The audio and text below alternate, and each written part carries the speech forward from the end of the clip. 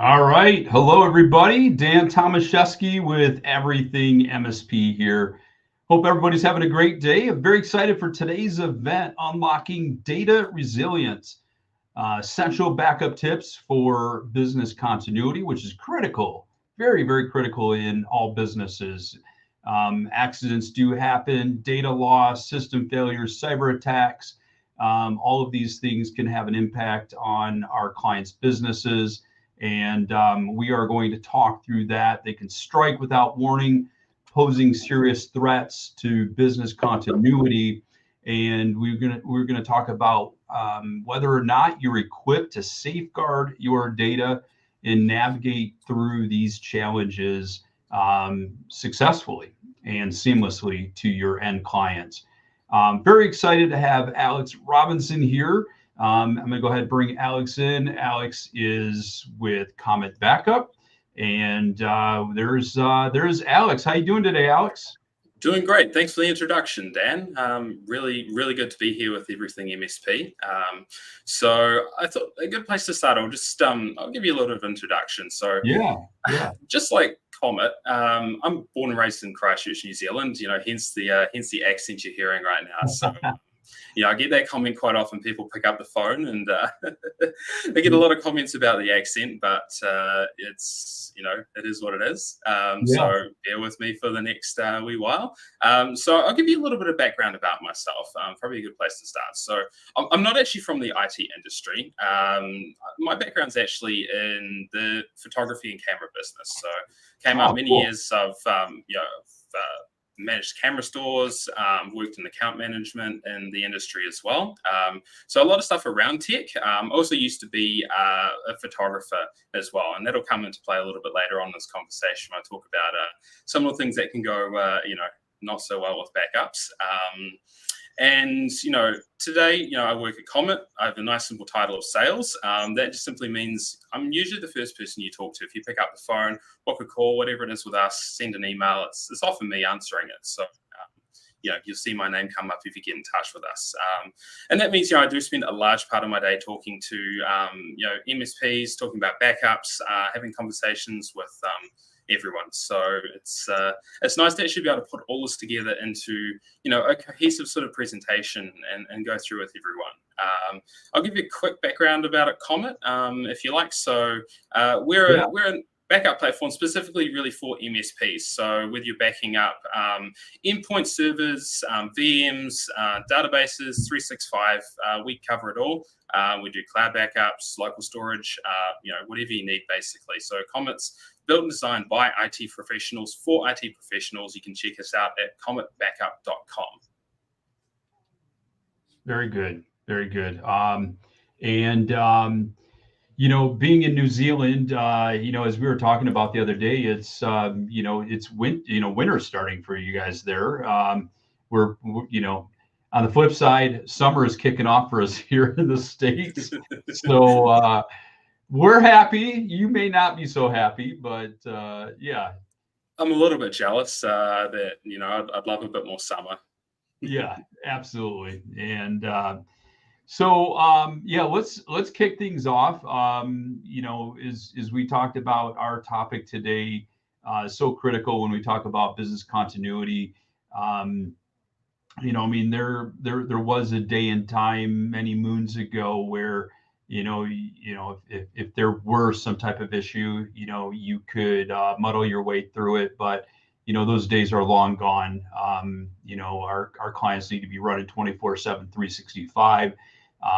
There is no time for downtime, right?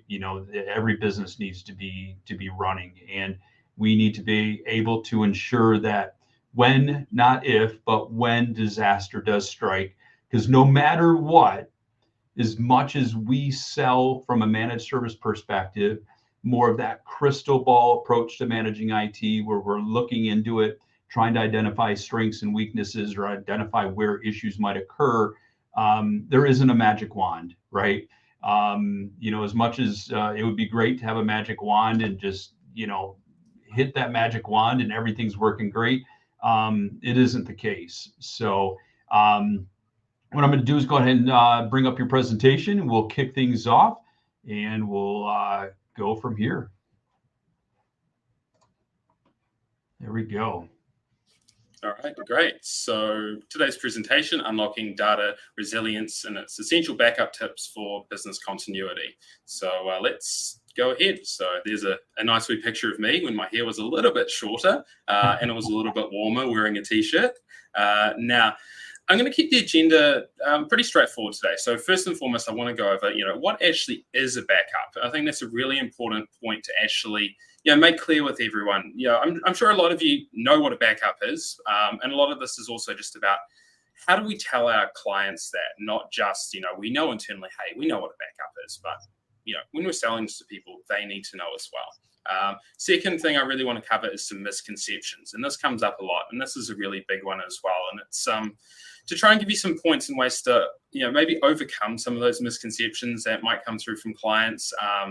And these are all based on things that I hear as well. And then we're going to go on to some tips for backup success and go through that. So let's jump right into it.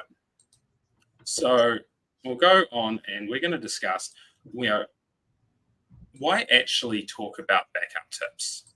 And that's a really big one.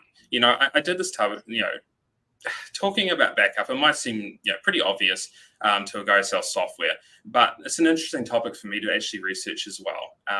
Why, you might ask, look, let's talk about the kinds of conversations I'm having every day with MSPs who are inquiring about backup software. So, usually these are like frequent specific backup questions. It's, many people ask, specific questions. I want to back up a server. How do I handle file and folder backups for laptops? And I think a lot of times, it's great to have those really, narrow conversations, but sometimes we miss some of the wider stuff. So we really discuss, the comprehensive backup strategies. We're focusing on those immediate tactical needs that everyone has, not, the whole picture, making sure we're covered from start to finish. And that's sort of, what I want to cover today. And also the importance of actually understanding understanding the full backup, the real world consequences of everything. So we need to prevent hardware, protect against hardware failure, viruses, malware, human error, and educate our clients about that as well. And also some of the real world consequences of this. I'm sure if you've ever lost data, I've lost data before. It really sucks when you see it's gone. And I've fallen into these traps in the past of thinking I've got things backed up when they're really not backed up. They were just stored poorly, and it's cost me. And that's why I want to discuss this. So let's talk about what a backup actually is. So we're trying to basically create duplicate copies of data, ensure that it's, we've actually got redundant copies as well. It's not just one copy sitting there. And making sure it is actually recoverable. That's another big one as well. So, what is this to our customers? That's the big thing. So I'm sure most of you've sat there, you've heard all the statistics. It costs billions of dollars every year in ransomware attacks and data loss, and how many thousands of hours it costs businesses every time this happens. But still, you get a lot of businesses out there with that hasn't happened yet, won't happen to me mentality. We see that. Everybody sees that. So I want to tell you a story. I used to be in the same boat as this. In a past life, I was a photographer. I used to photograph sports events and school photos. So, if you get those class photos of your kids coming home, that's the kind of thing I used to do. So we produced a lot of very critical data that we couldn't lose, but we had no actual backup plan. It was all stored on things like external hard drives, DVDs, memory cards, all over the place. It's not an ideal situation at all. And, Right. If you lost something, there's no way to get it back, basically. So I think really a key aspect of selling backups is to get your customers to understand why this is so important. Get them to understand, hey, if you lose that, it's costing you business. It's affecting your clients as well, potentially. And really just get that message home. So, a big part of this comes down, there's a lot of misconceptions around backups that we see. And, I'm sure you've all heard them as well. But I like to go over some of the big ones today. So, one of the big ones I sort of hear is, I'm using 365. I don't need a backup. And it's like, well, you know, yeah, I hear that quite often. Many organizations do work exclusively in cloud-based environments now, not necessarily backing up endpoints or doing much with endpoints. But just because something's in the cloud doesn't mean it's backed up. You can still delete things. You can still alter things. People can maliciously remove things if you want to. It's not necessarily retained indefinitely as well. Even Microsoft recommends you should back it up. So definitely something to consider there. Another big one is people think backups let me recover instantly. There's no such thing as instant. No matter how fast you've got your backup stored on, you do have to factor in the time it's going to take to recover it. Whether it's recovering files, whether it's restoring a machine. Be aware of the time that's involved. Multiple backups guarantee safety. This is another one. So 2 is better than none. 1's better than none. Pretty standard. Right. But it's critical to actually verify your backups are successfully completed and to actually monitor your backups. Keep on top of your reporting around your failed jobs, errors, anything like that with your backups. The last thing you want to find out when you come to recover a client's device is, hey, it actually hasn't been backed up in the last 3 months. And that does happen. I see it all. Yeah. And then backing up data and securing data are the same. No, it's a different thing. You can have things that are secure but not necessarily backed up, and you can have things that are backed up and not necessarily secure. So that's that's another big point. Another one I see a lot is people say, I don't need to back everything up, or that data is not important. To me, that kind of sounds like famous last words, because what a client sees as unimportant today, that can be important tomorrow. You don't really know for sure, or you're backing up to certain folders, and then of course someone's going to go and save something in a different folder, and then it's Right. it's not backed up, and then it's gone. Another big point: backups are expensive. They don't have to be. If you want your backups, you can talk to me. But in all seriousness, with the cost of data loss, for a lot of businesses, probably going to far outweigh the cost of setting up a simple backup process. It's probably worth it to go and do that.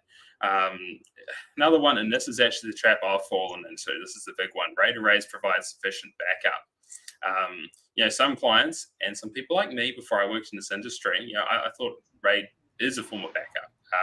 No, it's just redundancy for hardware failure. It does not protect you against corruption, deletions, ransomware attacks. You can't roll back to different versions or restore old deleted files, anything like that. So that was a lesson I learned the hard way. Thankfully, it wasn't with any client files. It was with my once in a lifetime trip all across the US and Canada. So I lost, I think, 5 weeks worth of photos gone into the ether with that one, which is a bit sad, but valuable lesson. And then the other one is people say we don't need offsite backups. Definitely you want offsite backups. Fires, floods, theft, anything can happen. And offsite backups, cloud backups, whatever you can do for offsite, it gives you that added layer of security that your data is not just on-prem with you, it's somewhere else as well. That hopefully it doesn't get affected by whatever affects you at the same time. A few things, when you take a look at the different scenarios that you mentioned, as far as, hey, we don't need this backed up. I've seen, being in the channel for so long, you see so many scenarios. I remember a particular client saying, hey, if we were to lose this data, it would be no big deal. We'd be fine. We can recreate it. This is quite a few years ago. Break fix client, not managed, and this was coming from a marketing person that's generating an incredible amount of menus. It was a multi-chain restaurant, and she's generating a ton of menus for each of the different restaurants. And that was when I first learned that people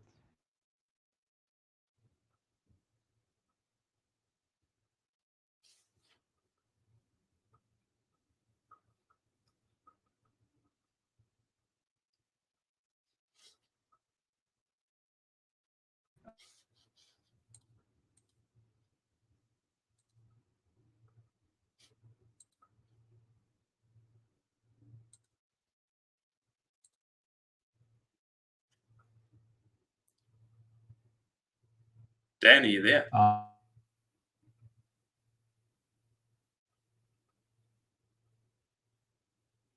think it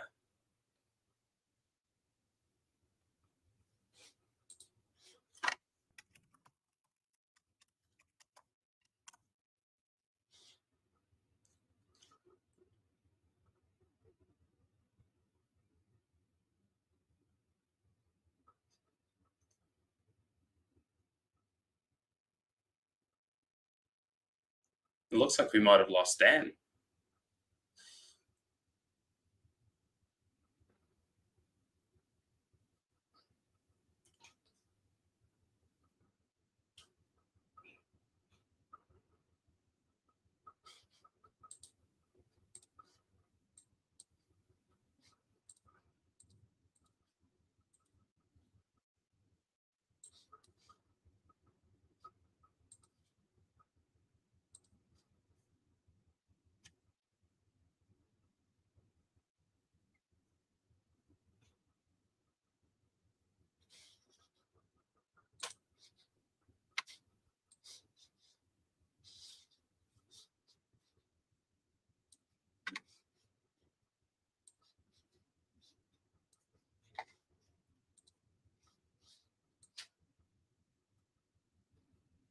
Hi, everyone. Sorry, I've just got notice through from Dan. He's having some technical issues. So I'm going to continue the presentation solo for a little bit. So there won't be quite as much back and forth conversation, but we will forge ahead and see how we go. So far, we've covered some of the misconceptions around backup.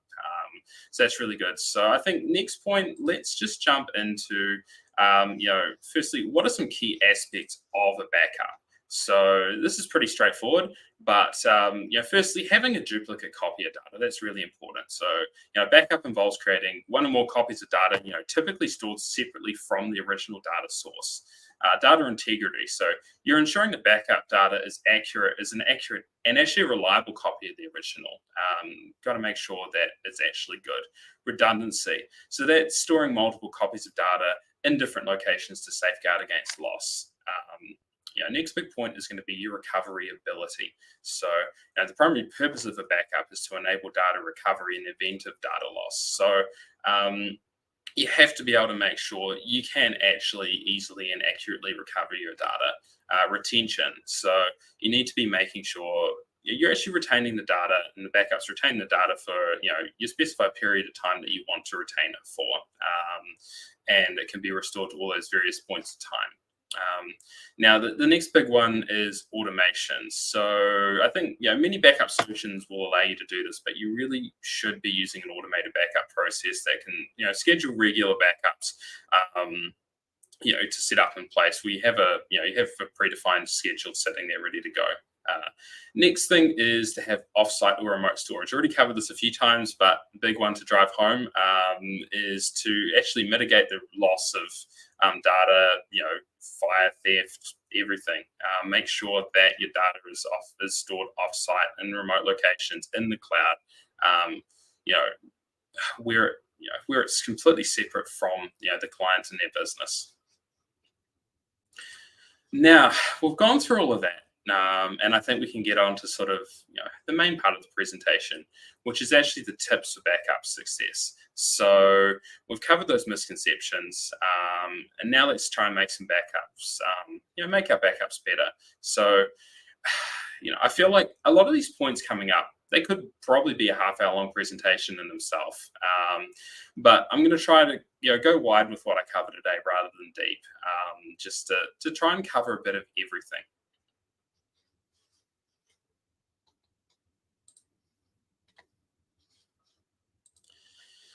So I think a good starting point with any backups, it'd be hard to really make a list of backup tips without talking about the 3-2-1 rule. I know many of you will be familiar with it. I'll do a quick refresher. I can't hurt to go over these things a few more times. So 3-2-1 rule of backups, it's pretty widely recognized as best practice for ensuring data resilience. The rule's pretty straightforward. So you want to maintain 3 copies of your data, store 2 copies on 2 different types of media, and ensure 1 copy stored off-site. So that can be, in the cloud or in a different physical location. Firstly, having 3 copies of data means you retain the original plus 2 additional backup copies. This redundancy gives you that, it's a crucial safety net. So, even if you have one backup fail or some corruption, you still have the other one to fall back on. Secondly, using 2 different types of storage media really helps mitigate the risk of data loss due to hardware failure or media-specific issues, because hard drives fail, hardware fails. We all know that. So you can have local copies, on-site backups. You can have cloud backups, offsite protection. Diversify your storage solutions. It helps safeguard against these failures of a single media type. Lastly, storing 1 copy offsite I think is absolutely critical for protecting against site-specific disasters. I keep bringing this point up, but fires, floods, theft, we see it all. Earthquakes, if you live in an earthquake zone, I certainly live in a city that's had some pretty substantial earthquakes in the last 15 years. That causes a lot of havoc. If you've had a building fall down and you can't get back into it for 6 months, what do? That's really where those offsite storage solutions like cloud or remote physical locations, it gives you that ability to keep that data accessible, even if the location is actually compromised. And it looks like we have Dan rejoined us. I am back. Talk about business continuity. I had a very weird situation where my computer froze as I was speaking, and I did see that I was continuing to have audio go through, but I am back. So I do apologize for that. That's okay. It's good to have you back with us, Dan. I managed to get all my technical misadventures out of the way before the call this morning, so hopefully we can get through the rest of this well. So I've started off talking about our tips for backup success. Literally at the start of that conversation, we're going over the 3-2-1 rule, which I'm sure you're pretty familiar with. And then maybe I'll pick up where I was at with that. So, applying the 3-2-1 rule does provide you pretty comprehensive protection with multiple layers of redundancy, significantly reducing your chance of a total loss. It's really important to assess what you're currently doing and choose some reliable solutions that actually support this 3-2-1 approach. Test your backups, make sure they're recoverable, test the integrity of the data. And just by sticking to the rule, you can really help create a robust backup strategy.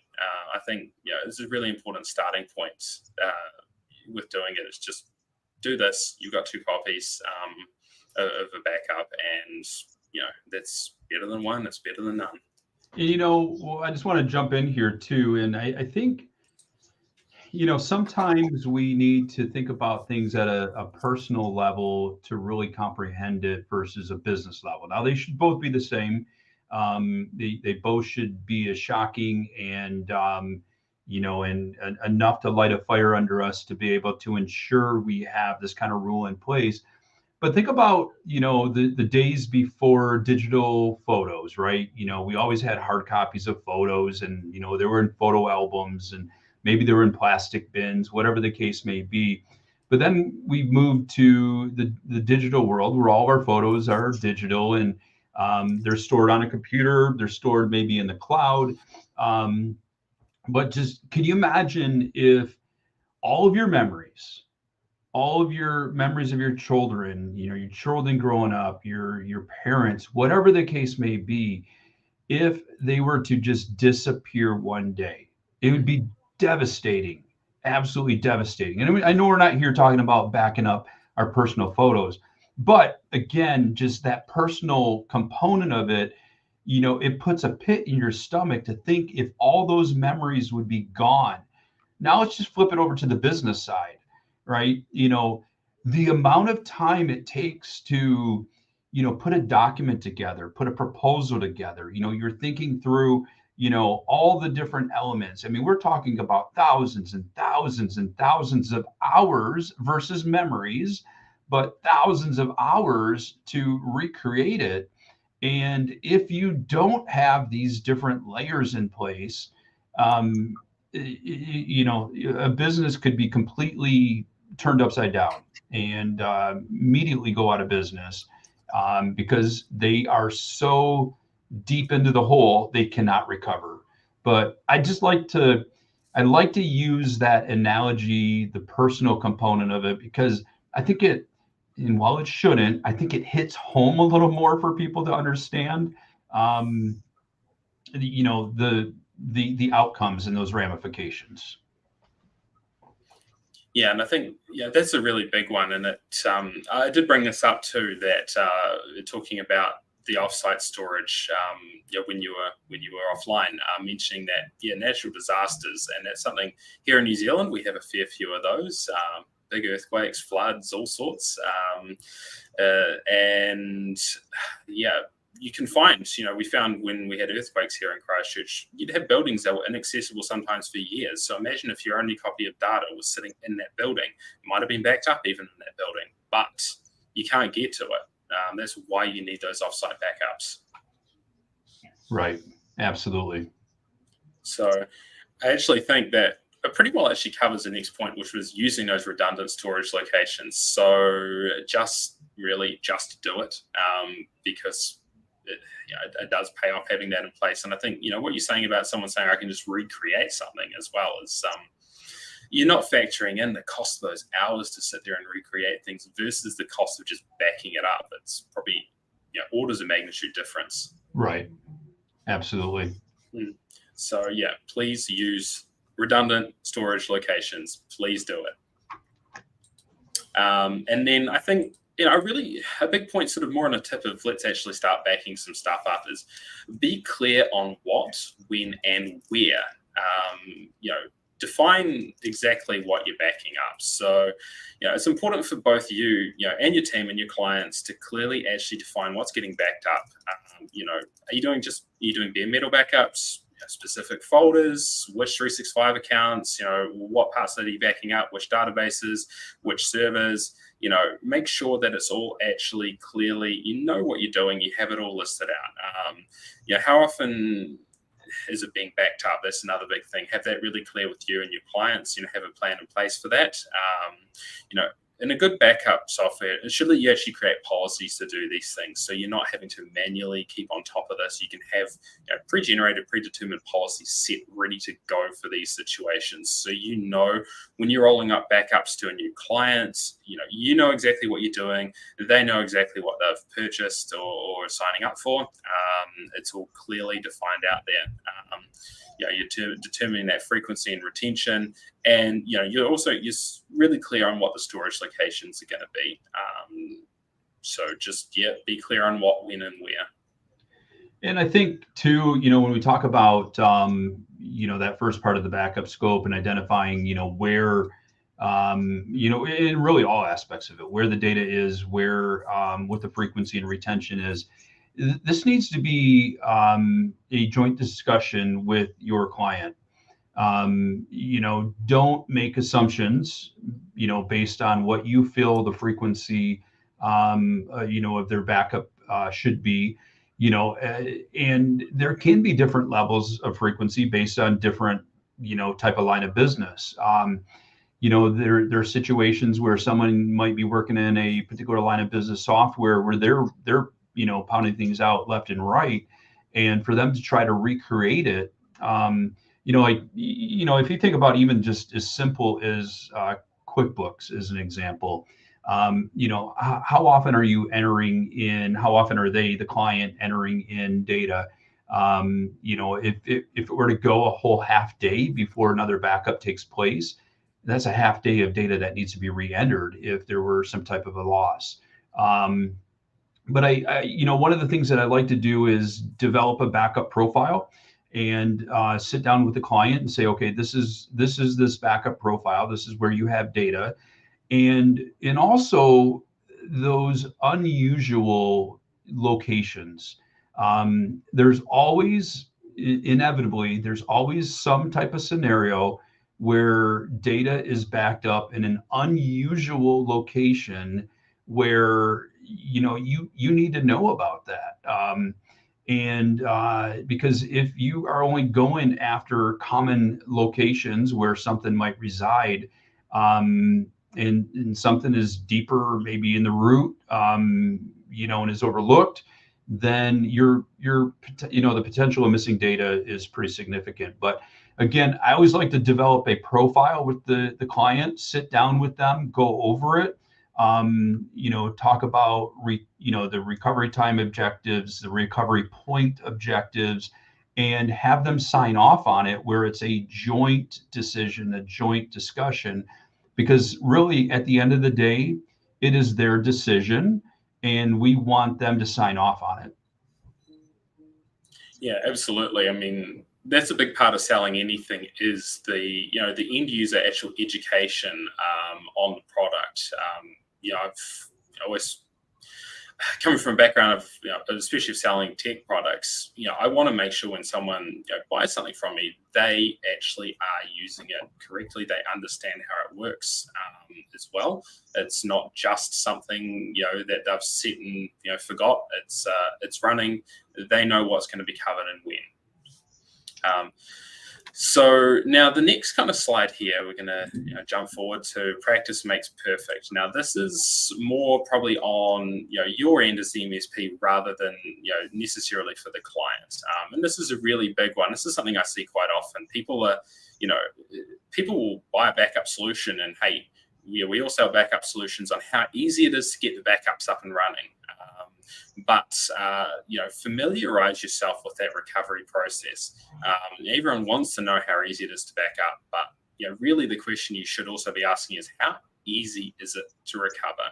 I try to educate clients on this as well, and I really say to people, hey, especially when they're new in the door, please take that time. Make sure you've done the whole recovery process. Recover the whole way through. Don't just I know how to download the files and how long that's going to take. If you need to recover a machine, you need to be comfortable with the process. Can you do it quickly and easily? And do you know how long it takes to restore and download a terabyte disk image and restore that?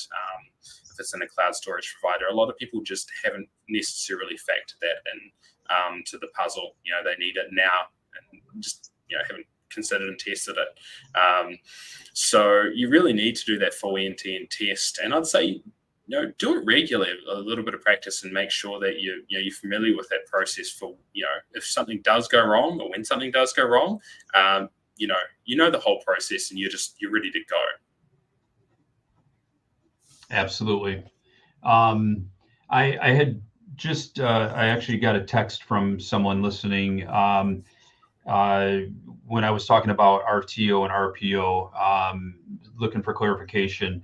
When you take a look at RTO, recovery time objective, or RPO, recovery point objective, the thing that we're looking at in those two cases is, I guess the best way that I like to explain it is, how much data are you willing to lose and how long can you afford to be down, right? So, in some businesses, the data entry, I'll just think out loud here. There are some businesses that are still operating in, both a hybrid of, hard copy paperwork and the digital world. So they might have field service technicians that are maybe doing HVAC, and everything is written down on hard copy on, two-part forms. And then at the end of the day, when they come in, they hand it over to someone and somebody's entering in all that data. Well, if the whole day went by and there was a crash and the backup only had occurred in the morning, chances are they're not going to be, they're not going to lose that much because they're not entering that data until later on the night, into the night. So that comes down to that recovery time and also just that recovery point. So the two of those combined, recovery time and recovery point, I just wanted to just answer that question. I don't know if there's anything more you want to add to that, but I think that pretty sort of clearly covers that. It's an important thing, consideration for every single client and their particular needs of how frequently are they creating that data.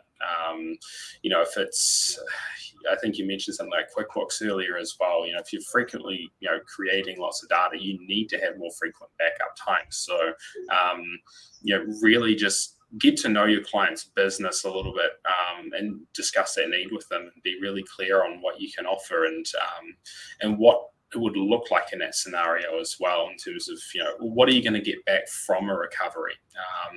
How complete is the data? How many hours of data would you lose based on how frequently you back up? All those kinds of things. So there's a really clear understanding, because if you outline that and you get a good clear understanding with people, it really removes that that customer dissatisfaction scenario where they're thinking one thing, you're thinking another, and the dissatisfaction has come about simply by them not truly understanding exactly what they're covered for. It's a bit like buying insurance. You buy your home and contents insurance, and then you go to make a claim, and it's like, oh, that's not covered, this is not covered, because no one's ever explained the fine print to you, basically.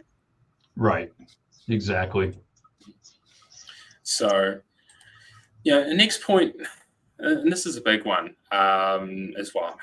I probably could say this for every slide that this is a big one, because every point is kind of a big one. Document your process. Make sure you've documented that backup process. It kind of ties into the last two as well. The what, when, and where, and practice makes perfect. But actually take the time to write down the whole process. Clear, detailed record will allow you and your team to follow established procedures, especially if you've got more than one person on board, and more than one person needs to know how to go in and do the backups or do the recovery. It really pays to have this written out, so people will actually follow the instructions and do it correctly, and make sure it's implemented correctly, recovered correctly.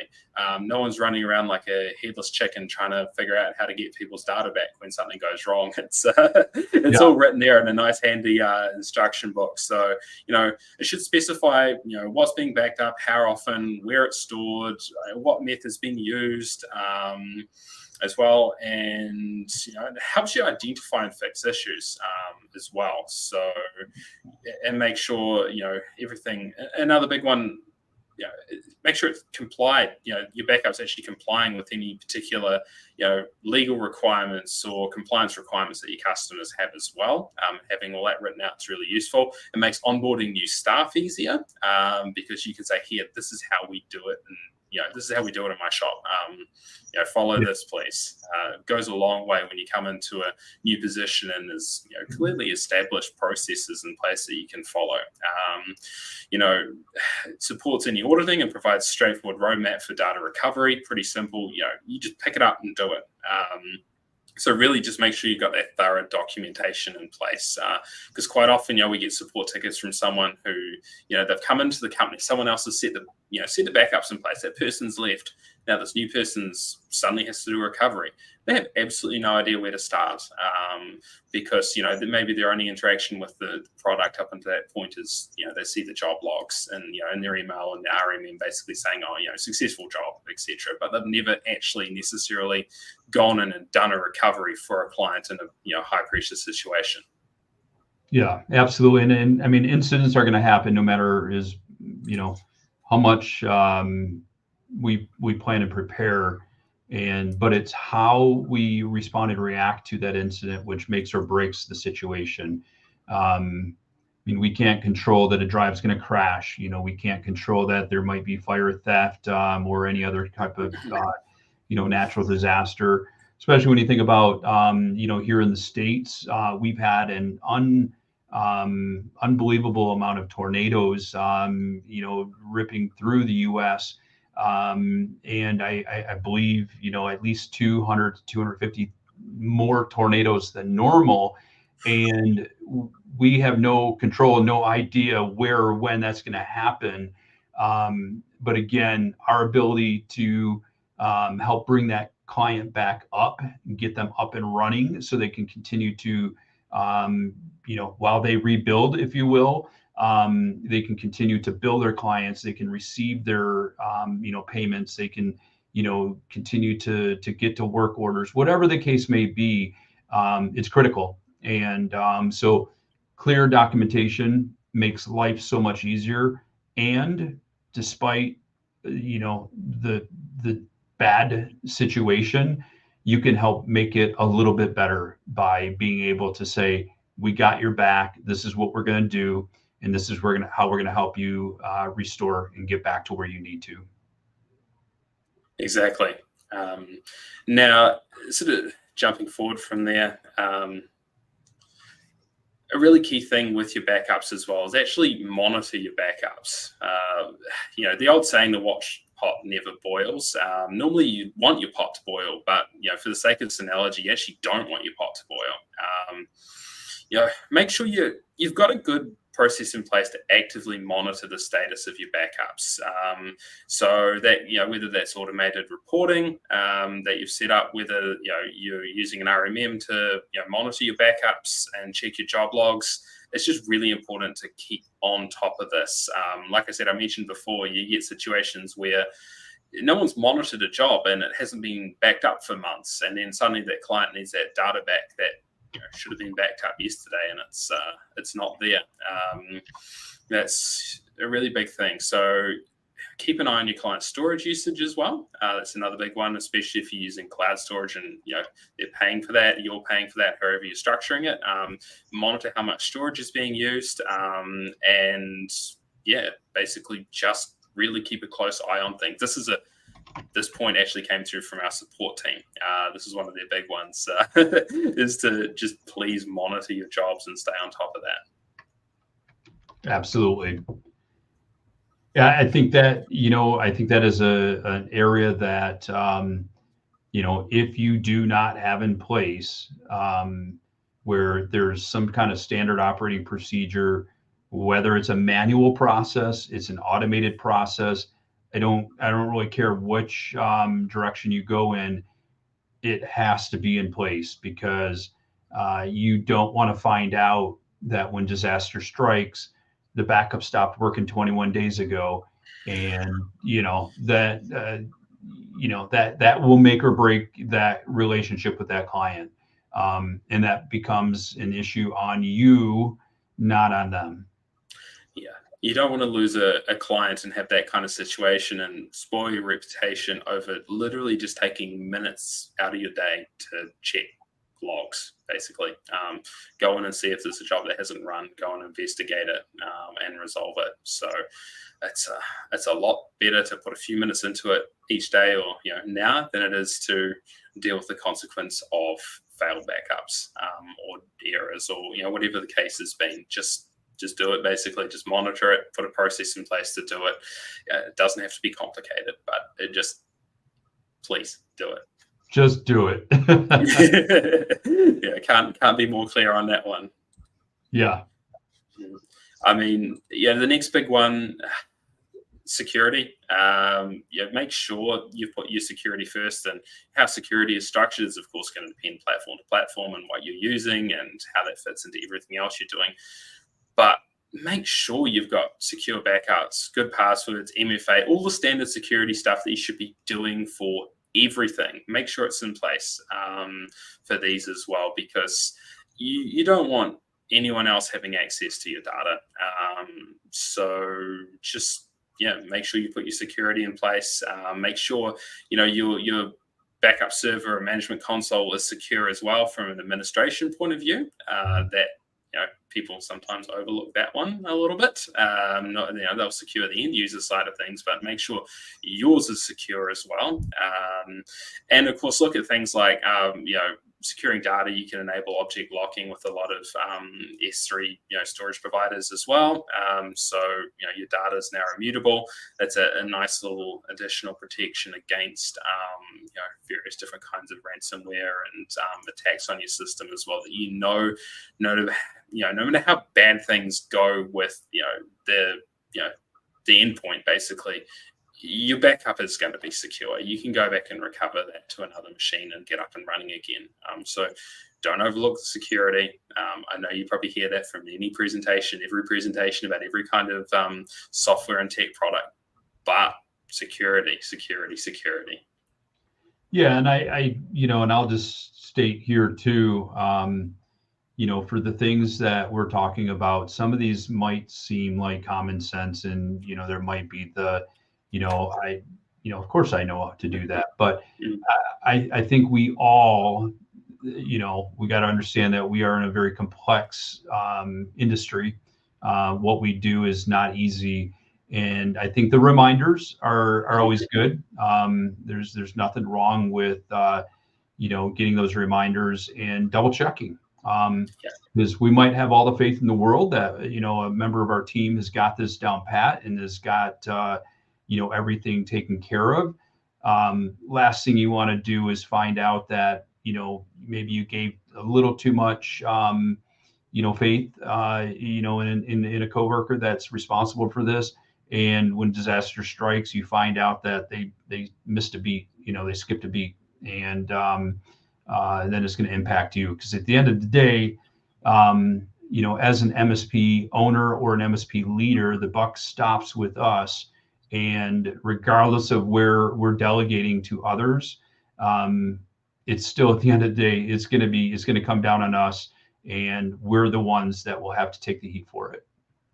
Yeah, and that's a big thing, when it's your name on the door, so to speak, it is on you. And while as Dan mentioned, a lot of these points, they do stray into sometimes you look at something and go, oh, that's pretty obvious, but it's a whole lot of points that are like that, and it's making sure you have covered all these points, because this is all stuff we do see this as the people who provide the software to people doing backups, that even very experienced people, been in the industry a long time, done all these things, it's so easy to just overlook 1 out of 10 things, and that that one little thing that gets overlooked can make all the difference in a situation. So yeah, just security though, really, really important to put your security first. Next one too, we'll jump on to checking your retention policies. It's a big one.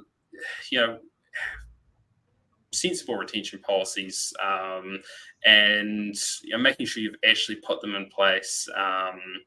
And you can, basically, it's a big one. Make sure you are actually keeping things that you need to keep. Things are being backed up, when they need to be backed up, and retained for what period of time you've agreed to keep them with the customer as well. So going and making sure your retention is set correctly in the system. Once again, we do see people think they've set it correctly, may not have set it correctly. Go through and do this. Also, when you're doing things like retention, consider any particular compliance requirements your clients actually have for how long they're going to retain the data for, and how frequently backups have to be retained for as well. So I'm sure most of you are pretty familiar with sort of the good starting point, which is the grandfather, father, son retention policy. Things like daily backups for a week, weekly backups for a month, monthly backups for a year. That's a good starting point that you hear a lot. But as sort of Dan alluded to earlier, you might have a client that really requires more frequent backups to be kept as well, or less frequent, or whatever the case may be. So tailor that to suit what the client needs, but really think about how long you're keeping that data for. And also consider, is there particular things that your client actually needs to archive indefinitely? Whether, once again, that's a compliance thing or just critical data for their operations. Make sure you're actually covered there. And a good software tends to allow you to do incremental backups as well. So you're not going to have to necessarily use up a ton of storage constantly doing full re-uploads of all of these as well. So that's a big thing to consider in this process, is your retention policies. Absolutely. Cool.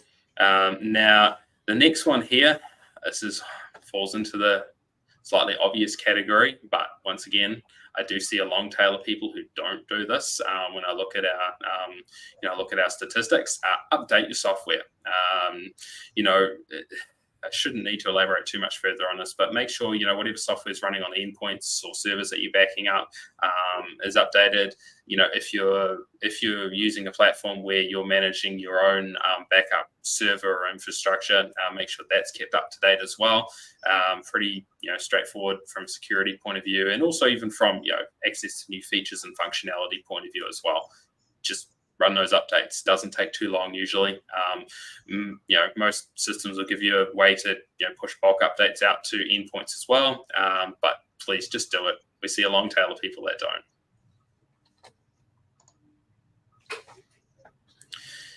Now, another one, this is, we've sort of worked this into a fair bit of what we're talking about today, but, really educating your clients about these things is actually just as important as you knowing all of them.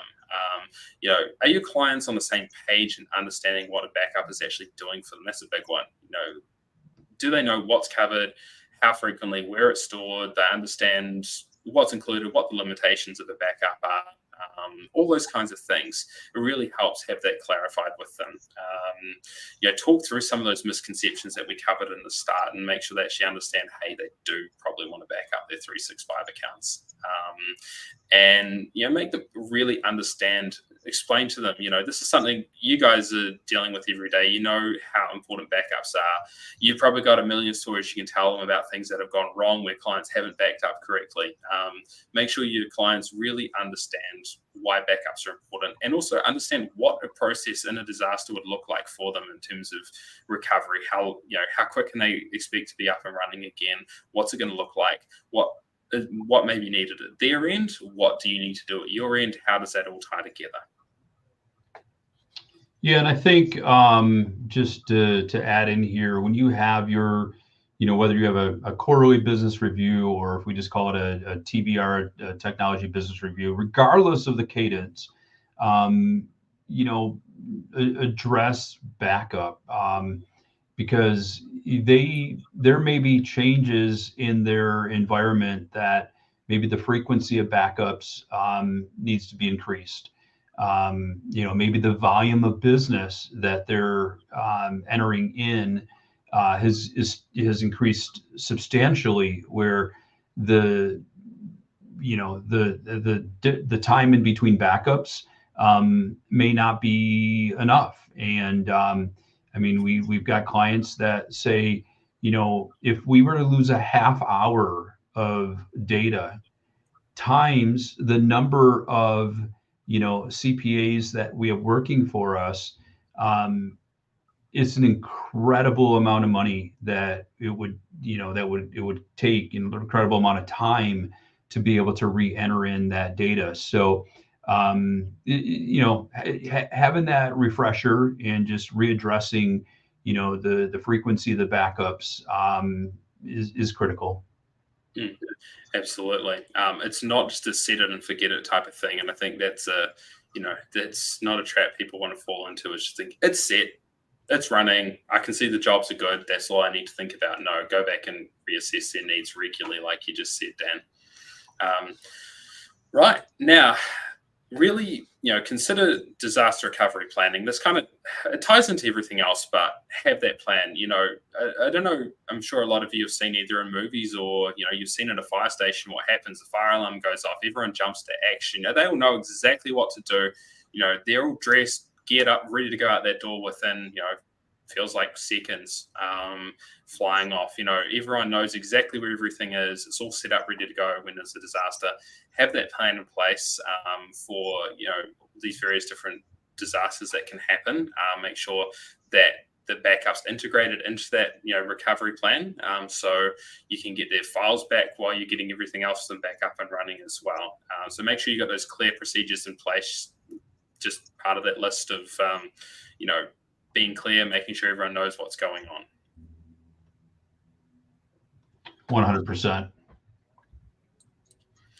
Yeah. So, and then, a big one is, we all hear cloud service that, everything's in the cloud, et cetera, et cetera. Sometimes you get a bit, people get a bit jaded about it even. But, if you're using cloud backups, and for a lot of people, I'd say you probably should have it as part of your offering. Choose, be careful. Choose reputable providers. Understand, their retention policies as well. All that kind of thing. Understand the performance limitations as well when you're choosing, especially storage providers. Actually, test and understand the recovery time when you're downloading from cloud storage. check what their geographical redundancies like, check where the data is being stored, and that's another big one. If you've got compliance issues, if it can't leave the country, there's plenty of industries and businesses where it has to stay inside the country, regardless of what country you're in. That's more and more common nowadays. So check that they have servers in your country, in your region, that's covered. So yeah, just use them wisely, basically, and really understand exactly what you're buying, what's included, what the limitations might be when you sign up for cloud services of, especially storage services.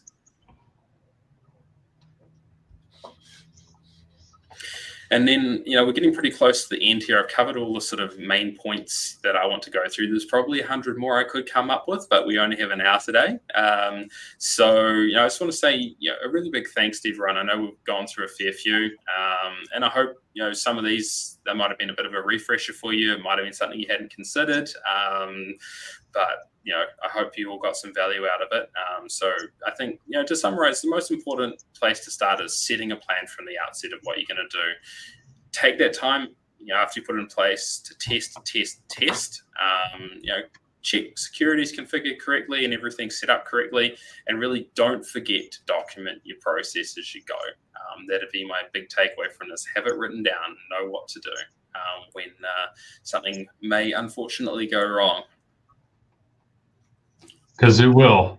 It does go wrong. I talk to everyone nowadays. Everyone's lost some data, personal data, business data. It happens to all of us. As I say, it can be as simple as your holiday photos. It can be as complex as your entire business, or we're seeing things like hospitals. This is a big one that happened here recently in New Zealand. A large public hospital had a ransomware attack, and it took them, it was like, I think, months to get things back up and running again. It was completely destabilizing to their operation. You can imagine the hospital pretty much ground to a halt for quite some time. So it has really serious, in that case, it's actually life-threatening real world consequences if backups aren't in place correctly, and people haven't made sure they can actually get things back up and running and recovered when disaster strikes. So that's probably my key takeaway, is just really make sure whatever you're doing, make sure it is really working. Absolutely. And I'm gonna share a screen here for anybody that's there we go. So if you are looking to learn more about Comet Backup, if you go directly to our website at everythingmsp.com. Of course, you can go to cometbackup.com, learn directly, go directly to their site. You can search for any of our vendors here. So we're going to type in Comet here, and we'll choose Comet Backup. And what's nice here is it brings you right to a page with a lot of information about them. You've got some social media integration. They've got some videos. And if you wanted to send a message to them directly, you could just simply click send message, fill out the information, hit submit, and it will go right to them. There's a start a free trial and schedule a demo button here that will take you to their landing pages. Additionally, I want to show you they have a deal. And so there is a special deal from Comet Backup for everything MSP. You have a $50 free credit for the first 90 days with Comet Backup. And I don't know if there's any more you want to elaborate on that, Alex. Yeah, so definitely take advantage of our free trial offer if you'd like to see what we can do. Also, if you book in for that demo call or that sales call with us, there's actually a good chance you'll wind up talking to me directly as well. I'm on those calls, I take them. Or if there's a particular thing from the webinar today or anything you just want to talk to me directly about, just feel free to shoot me through an email. It's just alex@cometbackup.com. Easy to remember. I'm the only Alex here, so I get the nice, easy email address, and I'm more than happy to take those calls or emails rather and answer them for you. And if you do jump on a trial with us or using any other platform, test, test, test. Is what I say to people while they're on those trials. Really test the system end to end, regardless if it's our platform. I'd love it to be, but make sure it really is doing what you think you need it to do before you go live with any clients. Don't just day one jump on the trials, and start backing up clients. Test the whole process on, internally. Make sure you're 100% confident. Ask the questions first, get help first, from us, from our tech team and support. We want to make sure you're good to go before you do anything with clients, and we're here to help. Awesome. Well, Alex, I want to thank you so much for your time today. A lot of great information, whether it's a refresher for you or it's brand new information. A lot of great tips to follow through on. And again, if you want to learn more about Comment Backup, please check them out. Alex, any parting words from you? No, just really want to say thanks, Dan, for hosting this, and to everything MSP. It's great to work with you guys, and really a big thanks to everyone who's either attended watching this live today, or if you're watching this after the fact. Hopefully, the information is still just as good and relevant then as it is now. I tried to keep this to points that are relatively timeless, as much as anything in IT and software can be timeless. So I just hope you found some value in some of the points. And as I said, if you want any additional information about any of it, you want to have a chat about it, just send me through an email, alex@commentbackup.com. Awesome. All right, everybody. Thank you so much for your time today. We will speak to you soon. Take care. Thank you.